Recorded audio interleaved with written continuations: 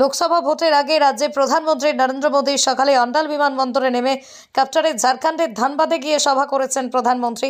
সভার পরেই ধানবাদ থেকে হেলিকপ্টারে দুপুর 3টেয় আরামবাগে এলেন মোদী। সেখানে একাধিক সরকারি প্রকল্পের উদ্বোধনের পাশাপাশি সভায় বক্তব্য রাখবেন তিনি। সূত্রের খবর, আজ রাজভবনে প্রধানমন্ত্রী নরেন্দ্র মোদীর সঙ্গে মুখ্যমন্ত্রীর বৈঠকের সম্ভাবনা। রাতেই রাজভবনে থাকবেন প্রধানমন্ত্রী। আগামীকাল কৃষ্ণনগরে জনসভা করবেন মোদী।